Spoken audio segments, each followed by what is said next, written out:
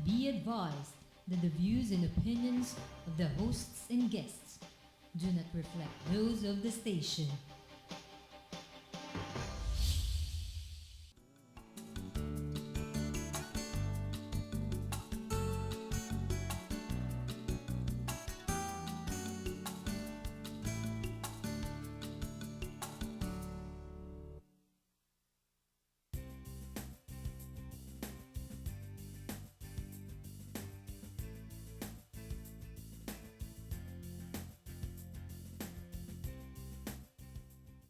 The Philippines Uncut. I am your host, Buddy Kunana. Now, in this show, we talk about everything under the sun. But tonight's topic, we're going to talk about the aftermath of the devastating Typhoon Yolanda, Super Typhoon Yolanda. And we're going to listen to the story of several ladies who've been doing great work over there, in particular with grief mentoring among the survivors of this awful, terrible disaster. And joining us on the show, on my right, is Mrs. Ina Yulo, and she's a member of INA Foundation. Joining her is Mrs. Dita Stan, also a member and volunteer of INA Foundation. So, Mrs. Yulo, Mrs. Stan, welcome to Philippines Uncut. Thank you for having us here, buddy. Thank At welcome sa mga nanonood. Maraming salamat for coming here. And it really is, this is a nice show that we're doing because I've already featured what happened in groups that have done work in Leyte, dealing with Typhoon Yolanda and the aftermath. But this is the first time we're going to talk about, this thing called grief mentoring and the importance of dealing with the mental and emotional and psychological anguish that survivors have been encountering. No? So let's talk about you first, ladies, starting with Mrs. Yulo. Tell us about yourself. Okay, I have been with INA since 2006, and INA Foundation was set up by Manay Gina de Venecia shortly after her daughter Casey died in a fire, no? And then, nakakasakit, pero ayaw na sana naming dumami kami because the requirement to be a member of INA is that you lose a child. Wow. So each and every member of INA lost a child, one way or the other. So we put together our time, our skills, our resources, and then Manay Gina put up the INA Foundation. And then there we have social workers who give psychosocial help for mothers who are devastated by the loss of their children. We have grief recovery programs, and then they train mentors like us. So we can also help the others. So we visit, binibisita namin yung mga namatayan, and then we go to places na maraming namatay. Halimbawa, yung Tacloban lately or before when the Sulpicio ship sank, we also went. So basically, we're funeral crashers. We just go kahit di namin kilala. Okay. We'll talk about the advocacy and the work in a while. Mrs. Tan, tell us a bit about yourself. I'm Dita Stan. I'm a retired architect, and now I'm a part-time real estate broker and an entrepreneur. I joined INA in 2009 when I lost my son. He was a victim of depression. Yeah. Okay. So very interesting, this advocacy. And as you said, this organization is composed of mothers who have lost children. Yes. And you also focus now on not counseling but mentoring grieving mothers. Yes. Okay. Now, why is this important? Well, it's important because when a mother is depressed, everybody at home is affected. This is not to belittle the pain or the hurt of the fathers, because men cope differently. They devote themselves to work, and somehow they forget. Their attention is more or less diverted very easily. Whereas pag ang mommy, napansin namin, if a mother is depressed, then the other children are affected. Even the household help will get depressed or, masisigawan. Kasi ang mental health ng mother is not stable, at least at that time. Yes. Especially immediately after the death of a child. So ano lang namin, in terms of day-to-day existence, pag depressed ang nanay, apektado ang lahat. So sabi namin, we have to find a way to take care of the mother or assist the mother or help her in some way so that the entire household will not suffer. Because in the Philippines, most especially, the mother really is Very the matriarchal rock, society. the Yes, rock yes. upon which the family is built. Yes, or yes. stands, no? Yes. So Yes. parang pag ang nanay medyo unstable or nalulungkot, apektado yung yung kabuhayan ng Yes. buong pamilya. Mrs. Tan, in your experience, when you lost your child, were you able to relate to this right away? This explanation of Mrs. Yula that really, the pain of the mother, it affects the entire family and those around her, and it really is a different type of grief as opposed to the loss experienced by, let's say, the father.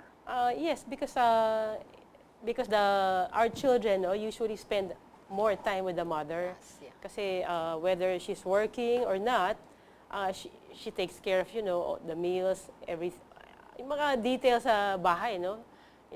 The food, housekeeping, all the chores inside in the house.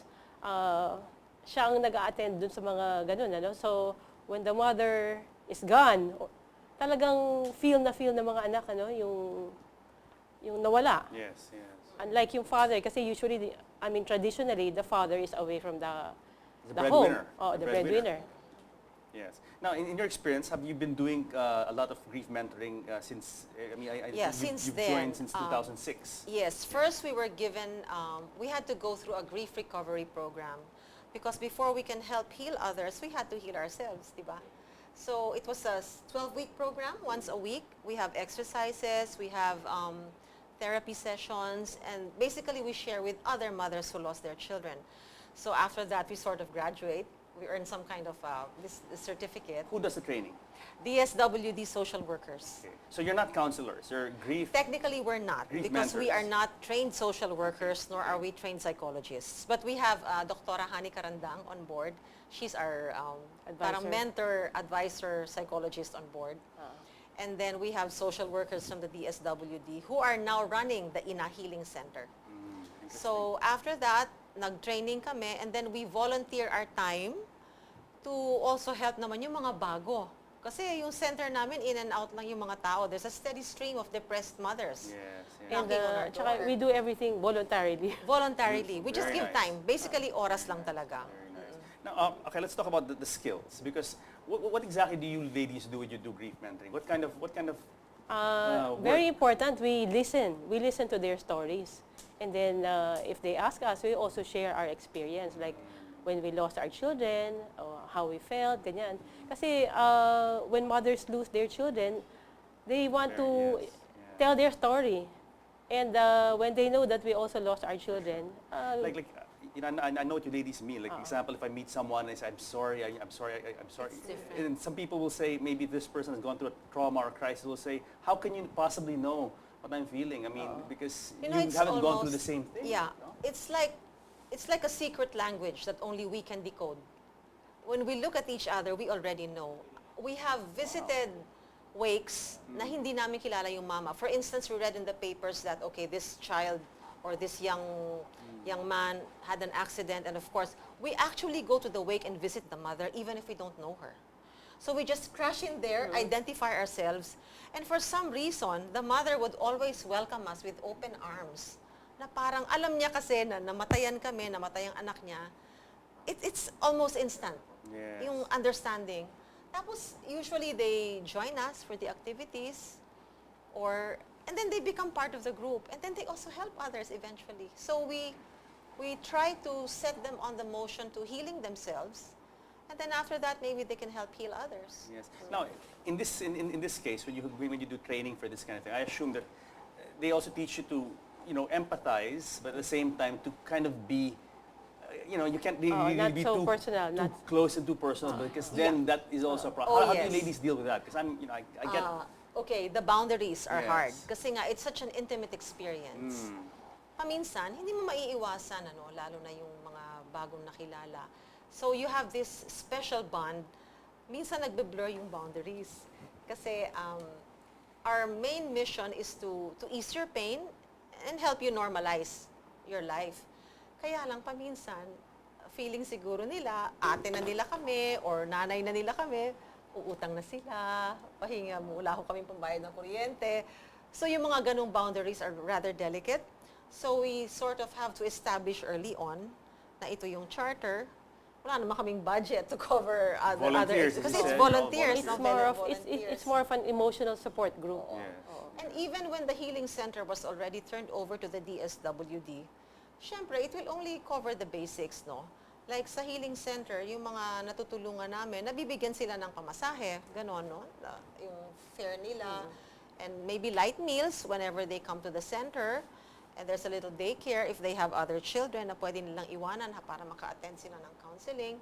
Pero yeah, to answer your question, it's rather delicate to establish certain boundaries. But once those boundaries are established, then okay naman. Wala naman kaming ano. So it's really like, as you said, like a support group for them to share the experience with someone who's also Yes. gone through the same experience. And somehow through that gain strength and gain, the feeling that you're not alone in this. That Yes. other people have gone through this. Oo. And I think that's very important when dealing with grief, no? And crisis. Tsaka pag nakita nila na halimbawa, meron kaming mga members na pag nag-umpisa sa amin, talagang wow, very, very depressed. Tapos after a while, you see them na smiling na, nag-aayos na. Kasi, di ba, initially, Oo. yung iba talagang, makikita mo sa itsura na depressed. But after a while, nakakapag-ayos na, nagme-makeup na, nagtatrabaho na ulit.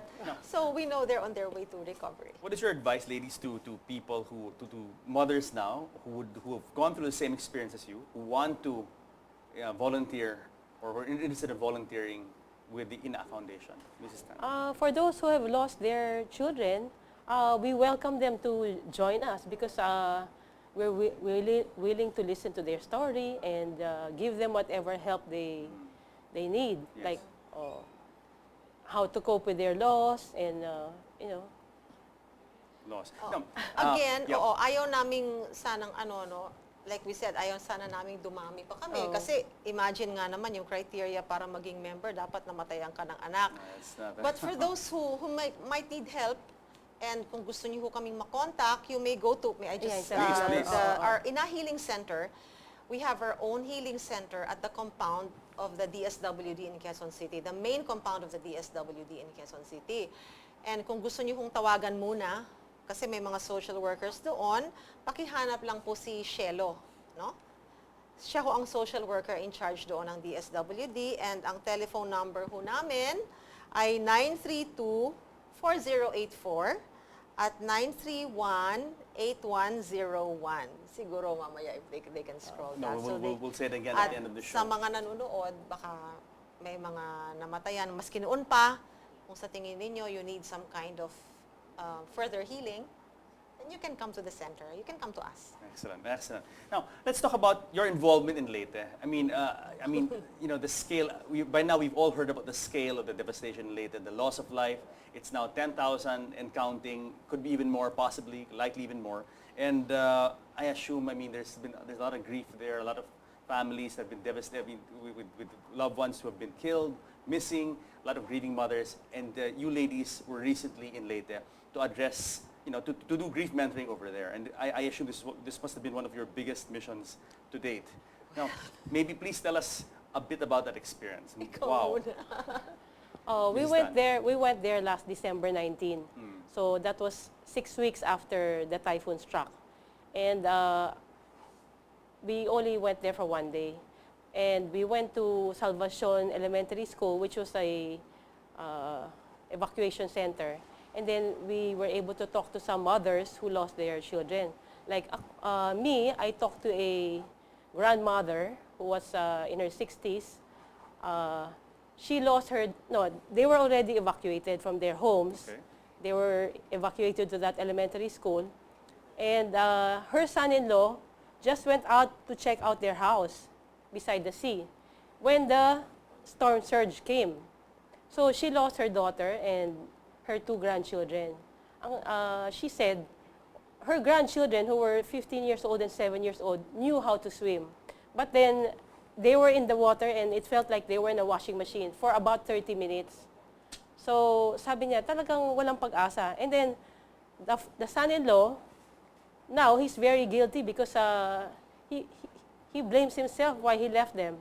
So this grandmother is very worried that her son-in-law might commit suicide. Apparently, there are many men or women who feel like that. Kasi Survivor's guilt. Survivor's yeah, guilt. they feel guilty that they were not able to save their relatives. Yes. How did you ladies end up in Tacloban a month after? Must have been very difficult to go No, there. because Congresswoman Gina De Venecia, busy as she is still very dedicated to the mission of INA. Yeah. So she and 4 other congresswomen really made that trip to Leyte. They wanted to come earlier, but it was just not logistically possible. I mean, I'm sure you've seen the devastation. Yes, There was no yes. place to stay. The flights were very limited. Siyempre, inuuna yung relief bago yung mga bumibisita. However, when we had the chance to go there, kanya-kanya kaming missions. They were giving the relief goods. Kami naman nga, we mentored the depressed mothers, particularly the mothers. And if I may say so, Please, yes. talaga namang I have never seen this magnitude of devastation anywhere. And this is something that is Yeah. common to when I ask people who've been there, who did relief work immediately after, they say this is the worst Iba. they've ever seen. Describe it quickly for our Iba. viewers. How was it when you first Okay. arrived? When we first arrived, there was already like a cloud, literally a cloud of gloom at the airport. And when we boarded the bus, wala kami nakitang bubong. And that's, a month after the storm? Worse, at the end of the day, we took a chopper ride. But seeing it from above was different. Sa Tagalog may expression na para kang tinapakan ng higante. Ganon, Parang they squashed, were talaga, just crushed and squished and thrown and, cars were on trees or on second levels of the houses. It was not pretty. But the emotional devastation Yeah. and the psychological devastation to the survivors was really of a different level. How was it different? I mean, I'm sure you've done grief mentoring. How was this different? I mean, it's hard to quantify. Unang-una, in INA, our members come because may namatay na isang anak. No? Because of an accident, an illness. Minsan, 2 anak, kung sa fire, 3. Dito, may mga nawala lahat ng anak. Kasama pang nanay, kasama ang asawa. Tas Like pati you, bahay I nila. counseled a husband. Sabi niya, ang asawa ko po buntis nung namatay. Nalunod with a 3-year-old and a 2-year-old. So, yung buong pamilya niya natangay. May mga nanay na anak nila, 3 anak na babae, at lahat ng apo nila. In other words, by the numbers alone, by sheer numbers alone, I can't even iba imagine. na. I You can't cannot even I can't imagine. even imagine And how the that must be like. stories, because the horror stories of how they went. Yun nga eh. It's not like they died in an illness or Iba. a car And- accident. And they It's lost like- they lost their homes. They lost their homes. And So pati total. yung livelihood nila. Livelihood. Kasi In yung mga other words- nakausap namin, yung nakausap namin kasi mga labandera, yaya, Oo naman, yung mga boss the nila, indigents. pumunta na sa ibang probinsya. So, wala rin Wala, silang livelihood. total loss. Loss and personal loss and devastation. Loss of life, property, I don't know, dignity, Home. everything. Everything. Total loss. Kaya iba, sabi namin, ngayon lang kami nakakita ng absolute total loss. Mrs. Tan, when you were faced with this, as Mrs. Yulo was describing, total loss, I mean, in the magnitude that, even I sitting here in the studio listening to it, I can't even imagine what it must have been like. How did you cope with that? Because if I were there, I would be very emotionally affected, no? Yes. I mean, anyone who talks to, any normal person would really be affected emotionally. And maybe hard to keep your composure. How does one, in your experience, going down there and dealing with that face-to-face, in your face, those experiences, how did you deal with it? Me, how do I... Listening to their story. Immediately Yes, after, yes. di ba? Immediately after. I mean, to be able to maintain that composure, to be able to do grief mentoring, because I assume you have to also put on a strong, solid facade. And You under can down, also yeah. break down, Well, of course, hindi namin sila kilala, so impersonal naman. We listen to their stories and we sympathize.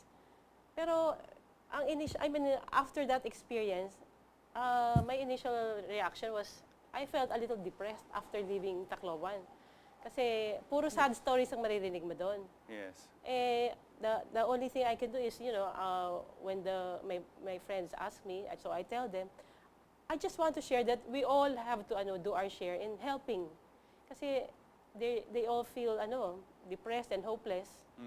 So we who are, luckier than they should give them some Solace. help or Yes. so that they can hope for something like Yes. rebuild their schools Yes. or give them relief goods. Lang yan, it's temporary, but yung rebuilding ng schools very important so that the children have something to look forward to at Yes. saka yung the parents also. And what you ladies are doing are rebuilding the spirit, which is Yeah, actually, yeah, you know, Yes. more Yung hope, important, oo, no? oo. Giving them hope. How about you, Miss Yul? How did you maintain actually, that strength to be Well, able to? where there was depression for a minute, but after that, I looked up to the heavens in gratitude.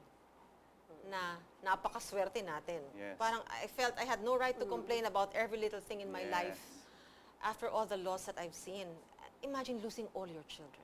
I lost one. And you know, I was complaining and I was ranting for Why? years on end. Like, God, why? Like, But why you this know, when you happen? meet people like them, mahihiya ka sa sarili mo na, my gosh, wala kaming dahilan to complain about All these anything. little problems that you think are so Everything, big. parang are we're so just- trivial. yes, Suddenly, yeah. all my concerns were so trivial because, my gosh, you know, this is total loss. Again, I was depressed for a while, but after that, I was very, very grateful Yeah. that compared to these people, ito lang ang problema natin. What was the most moving experience for you in during this experience in Tacloban? Oh my gosh, the story about this mother na very close sila nung anak niya. So, nung nakakapit daw sila sa poste yata, kasi nga, parang nga daw washing machine, nalaglag siya.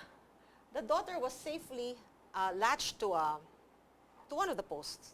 And the mother fell. No, nahulog yung mother. Okay. Ang ginawa nung anak niya, nanay. Kasi naawa siya na, she tried to save her mother. Yung anak ka namatay. And when sabi niya, basta nakita ko na lang, lumubog yung anak ko. And she never saw her daughter again. As in never. No body, no nothing. Nothing. But the girl jumped, hoping to save her mother. So how do you distance yourself from that? How do you recover from something like And I guess what you mentioned, like hindi nakita katawan, they weren't able to see the body Walang anymore. No closure. Nothing. Yes, and for you ladies in grief mentoring, how important is that? I mean, Very. that is actually key, no? Oh, very. Closure, Kasi, acceptance, coming oh to yes, terms. accept. First, you acknowledge the death. Kasi paminsan, when you're during the initial stages of grief, you don't want to acknowledge that it really happened. Some people love to pretend, oh no, she's just studying in the States, oh no, he will come back someday. Denial. In denial.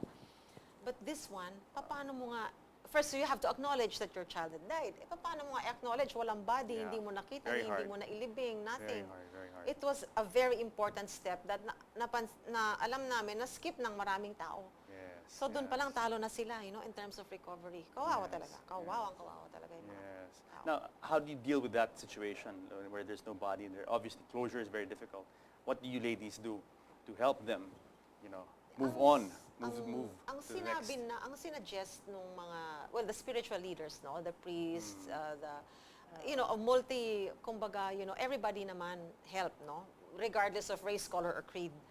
And we all agreed na there has to be some kind of parang send-off ceremony or a respectful Oh, kasi parang we way had, of giving them tribute, maybe through prayer, Yes. through, di ba, some Oh, kind of kasi ceremony bago ilibing. we had a friend who was with us who's clairvoyant. And she said that there's so many souls there walking around I'm sure. Restless souls. who do not know that they're dead or do not want to accept that they're dead. So she said that maybe Manay Gina should That's also, you know, I'm also very involved with the spirit questers and like, I mean, involved with them in the sense that I feature them and their work. Yes, and yes. that is actually another thing that Yes. no one has yet addressed, I think, in Leyte. Helping those departed. to move on. We had on. one with us, Oo, and Interesting. we know she felt uneasy because you know the place is so full of for sure. restless souls. So For sabi sure. niya, we need to pray for them. For We sure. have to help them find the light For sure.